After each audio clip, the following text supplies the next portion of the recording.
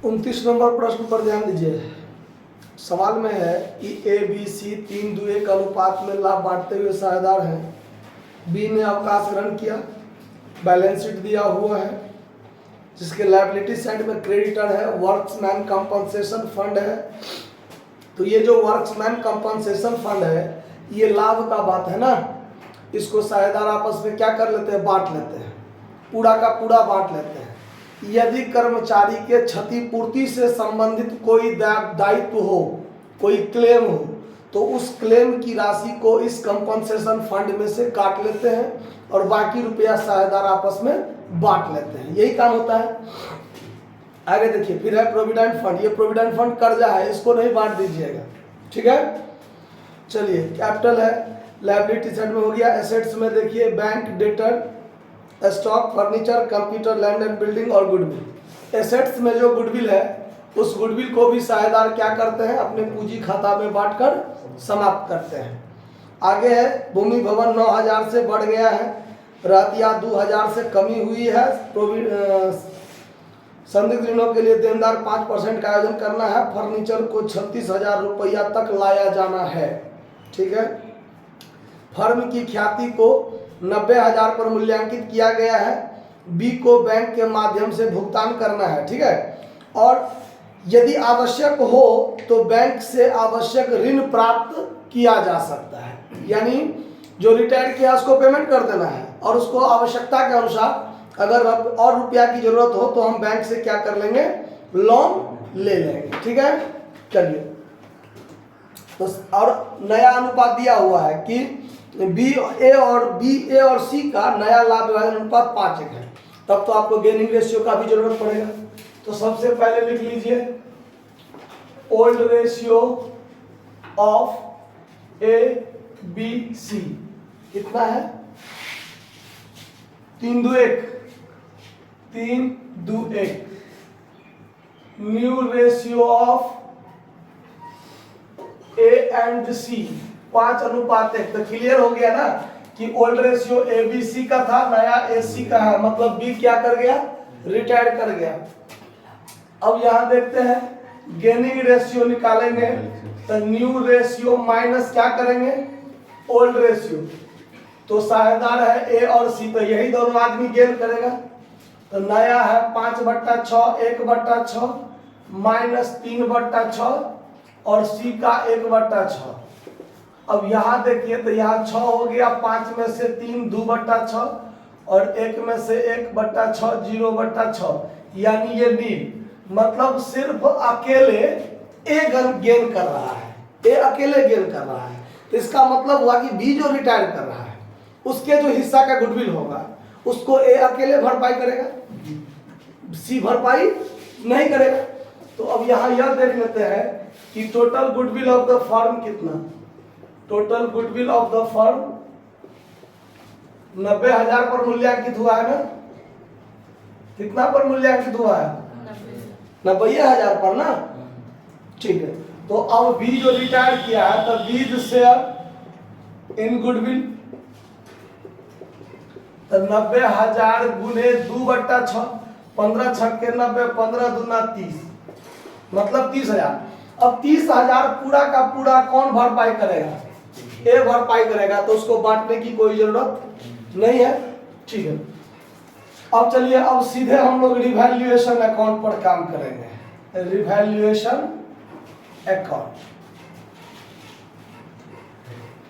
Revaluation account में क्या सब होगा देखिए, जीआर सीआर। पहला पॉइंट, सिर्फ पॉइंट नंबर 1 ही है रिवैल्यूएशन से संबंधित, क्या है, तो भूमि भवन 9,200 से बढ़ गया, तो बढ़ गया तो सीधे by land and building 9,200 LB लिख दिए हैं, आप लोग पूरा समझ जाइएगा। स्टॉक में 2,000 की कमी हुआ तो सीधे यहाँ पर 2 स्टॉक अकाउंट 2,000, क्यों क्लियर कर दिया ना कि कितना से बढ़ा और कितना से घटा, ये क्लियर है। चलिए, संदिग्ध ऋणों के लिए प्रावधान का 5% का आयोजन करना है। तो अब यहाँ देखिए बैलेंस शीट में देनदार है 20,000, उसमें से 800 घटा हुआ है और कहता है कि 5% प्रावधान कीजिए। तो प्रावधान होता है कुल देनदार पर, तो कुल देनदार है 20,000, तो 20,000 का 5% प्रावधान करेंगे तो 1,000। 1,000 में 800 पहले से शंका में है, तो अब 200 में और शंका में बढ़ा है। पूरा शंका होगा 1,000 पर, जिसमें 800 पहले से संदिग्ध ऋण है, तो अब नया में संदिग्ध ऋण तो 200 से बढ़ेगा मेरा, कुल 1,000 अब होगा संदिग्ध ऋण। तो 1,000 में 800 पहले से है, उसका तो व्यवस्था नहीं करना, तो व्यवस्था ऑलरेडी है, तो और कितना व्यवस्था हमको करना पड़ेगा, 200, तो मात्र 200 यहाँ आ जाएगा। To reserve for doubtful debts, 1,000 में से 800 पहले से व्यवस्था है, तो हमको 200 व्यवस्था और करना है। ये बात समझ में आया? अब चलिए आगे। फर्नीचर को 36,000 तक लाया जाना है, तो फर्नीचर का मूल्य देखिए बैलेंस शीट में कितना है, 40,000। अब उसका व्यवस्था 36,000 तक करना है, तो 4,000 से घट गया ना, तो यहाँ पर हो जाएगा टू फर्नीचर पर कितना, 4,000। बात खत्म। ये साइड ज्यादा है 9200, यहाँ भी हो जाएगा 9200, और 4 2 6,200 घट जाएगा तो 3,000 बचेगा। ये 3,000 क्या हो जाएगा, to all partners capital account profit हो गया। इसको कौन बांट लेगा, ABC बांट लेगा ना। किस अनुपात में बांटेगा, 3:1 पुराना अनुपात में। तो ये हो जाएगा 1,500 और ये 900, कितना होगा, 5 3 2 है, 3 2 1 है ना, तो 3 2 5 1 6 6 बचे 1,500, ये 1,000 और ये 500। क्लियर है बात? अब बनाएंगे क्या, पार्टनर्स कैपिटल। तो पार्टनर्स कैपिटल यहाँ बना देते हैं, यहाँ पर बैंक अकाउंट बना लेंगे, थोड़ा जगह कम है। यहाँ पर चलिए, retiring partners capital, retiring partners capital account, सिर्फ एगो अमाउंट का कॉलम होगा, एक एगो साझेदार है रिटायर वाला में,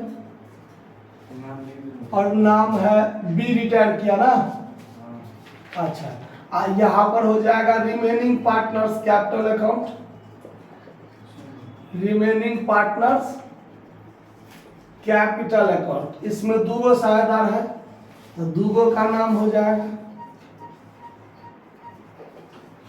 देखिए DRCR हो गया। यहाँ पर बना लेंगे new balance sheet, new balance sheet, ठीक है। जब साझेदार रिटायर कर गया उसके बाद ये लायबिलिटीज साइड हो गया अमाउंट, ये एसेट्स अमाउंट। क्लियर? अब यहाँ पर जो 2 साझेदार है, तो यहाँ तो नाम लिखना पड़ेगा कि ये AC पार्टिकुलर। क्लियर? अब बनाएंगे क्या, तो सबसे पहले बाय बैलेंस BD हो जाएगा ABC का, यहाँ पर दीजिए बाय बैलेंस BD, यहाँ भी बाय बैलेंस BD। तो कितना 80,000 60,000 60,000, तो 80,000 A का, 60,000 B का, फिर 60,000 C का। क्लियर? बैलेंस शीट के लायबिलिटी साइड में देखिए वर्क्समैन कंपनसेशन फंड है कितना, 18,000। तो यहाँ पर वर्क्समैन कंपनसेशन फंड अकाउंट, यहाँ भी वर्क्समैन कंपनसेशन फंड अकाउंट, ठीक है। अब 3 2 1 में बांटेंगे, तो 6 3 18, 3 3 9,000, 9,000 इसका, और इसका हो जाएगा 6,000, और इसका हो जाएगा 3,000, ठीक है। उसके बाद बैलेंस शीट के एसेट साइड में देखिए गुडविल है 12,000, तो ये गुडविल यहाँ पर डेबिट साइड में बटा जाएगा। ये बात सब ध्यान रखना है कि हर एक सवाल में यदि ऐसा हो तो ऐसे ही काम होता है, ये ध्यान रखना है। एसेट्स में गुडविल होगा तो फिर डेबिट में बटा जाएगा। कितना, 3 2 1 अनुपात है, तो 3 2 1 में बांटेंगे तो कितना हो जाएगा, 6,000 4,000 2,000, तो ये हो जाएगा 6,000, इसका हिस्सा 4,000 और इसका हिस्सा 2,000 हो गया। चलिए बैलेंस शीट वाला आइटम बटा गया। रिवैल्यूएशन अकाउंट में प्रॉफिट है, तो ये क्रेडिट में आ जाएगा बाय रिवैल्यूएशन अकाउंट प्रॉफिट, इसमें भी बाय रिवैल्यूएशन अकाउंट प्रॉफिट। एक साथ बनाएंगे तो ये ध्यान रखेंगे कि किस साझेदार का है, किस में देंगे, ये ध्यान रखना है। तो ए सी और इसमें है बी, तो ए बी का तब सी का, ऐसे करके दीजिएगा। तो रिवैल्यूएशन में कितना है 1500 1500, तो 1500 इसका, 1000 बी का और 500 सी का हो गया। अब क्या है, तो जो रिटायर किया है उसको गुडविल में हिस्सा मिलेगा 30,000, और वो 30,000 कौन देगा, अकेले ए, क्योंकि ए अकेले गेन किया है। तो यहां पर बाय एज कैपिटल अकाउंट 30,000 ये गुडविल में हिस्सा दिया। तो यहां भी लिखेंगे to B's capital account, to B's capital account. तो सिर्फ ए में देंगे 30,000 और बी क्या रह जाएगा, खाली रह जाएगा। सब आइटम हो गया क्लियर, सब आइटम लिखा गया। अब देखिए जो रिटायर किया है उसको पूरा पूरा पेमेंट किया गया, तो ये हुआ 60 और 6 66, 60 और 30 90 और 90 7 97,000, यहाँ भी 97,000, 4,000 काट के बचा 93,000, और ये इसको पेमेंट कर दिया गया to bank account, final payment कर दिया गया 93,000। तो 93,000 रुपया मेरे पास रहेगा तब तो पेमेंट करेंगे, लेकिन पेमेंट तो कर दिया गया। अगर है तो ठीक, नहीं है तो कर्जा लेके की करना है, बैंक से कर्जा लेके करना है, लेकिन करना है। तो इसको तो हम पेमेंट कर दिए। अब यहाँ पर हम बैंक अकाउंट बना लेते हैं दिखाने के लिए कि हम व्यवस्था कैसे किए। तो जब हम बैंक अकाउंट यहाँ खोलेंगे, देखिए ध्यान से, तो आपके बैलेंस शीट में बैंक में हमारे पास 20,000 रुपया था, तो टू बैलेंस बीडी हम 20,000 रुपया यहाँ कर लिए ना। अच्छा, अब हम जो क्या किए हैं, तो 20,000 रुपया मेरे पास था और हम पेमेंट किए 93,000। तो बाय बीज कैपिटल अकाउंट उसको हम फाइनल पेमेंट कितना किए 93,000। तो यहाँ अगर 93,000 तो यहाँ भी 93,000 होना चाहिए, और 93,000 में 20,000 मेरे पास था ही, तो बैंक से हमको और कितना कर्जा लेने की आवश्यकता पड़ा होगा 73,000। तो 73,000 हम बैंक से कर्जा लिए, तो टू बैंक लोन अकाउंट यहाँ हो जाएगा, टू बैंक लोन अकाउंट कितना 73,000। ये बैलेंसिंग फिगर। बैंक से लोन लेने का क्या एंट्री बनता है, 11वीं में आप पढ़े थे। बैंक कभी भी हमको नगद में आके नहीं दे देता है कि बैंक पर जाएंगे भैया हमको कर्जा दे दो, हमको हाथ में दे देगा। वो बैंक हमारे बैंक अकाउंट में भेजेगा और हमारा बैंक लोन के माध्यम से। तो bank account DR2 bank loan होता है एंट्री। तो bank account DR2 bank loan हो गया ना, डेबिट में हो गया कि नहीं हो गया। तो अब यहाँ पर हमारे पास व्यवस्था हो गया 93,000, और वो 93,000 हम क्या कर दिए, बी को पेमेंट कर दिए। तो यहाँ पर 93,000 उसको पेमेंट हो गया, बात खत्म। अब हमारा बैलेंस शीट के एसेट्स भाग में बैंक नाम का चीज नहीं होगा, बैंक नाम का चीज नहीं होगा, लेकिन लायबिलिटी साइड में बैंक लोन कितना लिखेंगे 73,000 लिखेंगे, लेकिन बीज लोन अकाउंट नहीं लिखाएगा। बी का लोन तो हुआ ही नहीं, उसको तो पेमेंट कर दिया ना मैंने, ठीक। अब यहां पर इसका देखिए 80 और 10 90,500, तो यहाँ भी 90,500, इसमें से 36,000 काट दीजिए। तो 36,000 काट देंगे तो कितना बचेगा 54,500 है। तो यहाँ पर बचेगा टू बैलेंस CD, और ये हो गया 60 और 3 63,500, 63,500, 2,000 घट गया तो कितना हुआ 61,500। देख लीजिए अभी हमारे पास आंसर उपलब्ध है, तो आंसर मिल गया है। सो देख लीजिए, ए का 54,500 और इसका 61,500, और बी को 93,000 पेमेंट हो गया, बात खत्म। अब बैलेंस शीट परीक्षा में आपके पास आंसर नहीं होगा, वो आपको एक बार में ही संतुष्टि होते हुए चल जाना है, ठीक। कोई भी पॉइंट मेरा छूटना नहीं चाहिए, जितना पॉइंट चर्चा हो रहा है हर पॉइंट पर आपको ध्यान रखना है, ठीक है। अब बैलेंस शीट में देखिए, तो बैलेंस शीट में क्या होगा, तो लायबिलिटी साइड में है क्रेडिटर 50,000, क्रेडिटर 50,000 पूरा का पूरा ज्यों का त्यों, कोई परिवर्तन नहीं हुआ। वर्क्समैन कंपनसेशन फंड बटा गया, प्रोविडेंट फंड 12,000, प्रोविडेंट फंड 12,000 ये कर्जा हो जाएगा। उसके बाद कैपिटल, तो कैपिटल में क्या होगा, ए और सी दुए गो का होगा 54,500 54,500 और 61,500, तो ये हो गया 6,000, ये हो जाएगा और 6 5 11,000, ये 11 ये हो जाएगा, तो 11,000 मतलब 1,16,000। क्लियर है? चलिए अब क्या होगा लायबिलिटी साइड में, बैंक लोन आ जाएगा, bank loan account, bank loan account कितना, तो यहाँ पर अकाउंट देने की जरूरत नहीं है इसमें, बैंक लोन कितना 73,000 ये हो जाएगा। अब एसेट्स में चलेंगे, तो एसेट्स में है बैंक, तो बैंक तब होगा नहीं क्योंकि बैंक में तो रुपया बचा नहीं, 20,000 था, 73,000 बैंक लोन लेकर के 93,000 पेमेंट कर दिए। ठीक, डेटर 20,000, डेटर 20,000, अब उस पर प्रावधान करना है आरडीडी 5%, तो 5% तो 1,000, तो कितना हो जाएगा 19,000।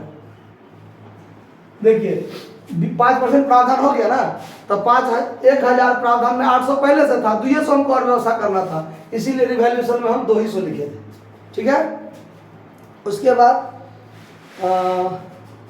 स्टॉक 32,000, स्टॉक में परिवर्तन हुआ है, स्टॉक में परिवर्तन हुआ, देखिए 2,000 घटा है, 2,000 क्या हुआ है, घटा है, तो 32,000 में से 2,000 घटा दीजिए तो ये 30,000 बच जाएगा। उसके बाद क्या है, फर्नीचर 40,000, फर्नीचर पर देखिए 4,000 घटा है,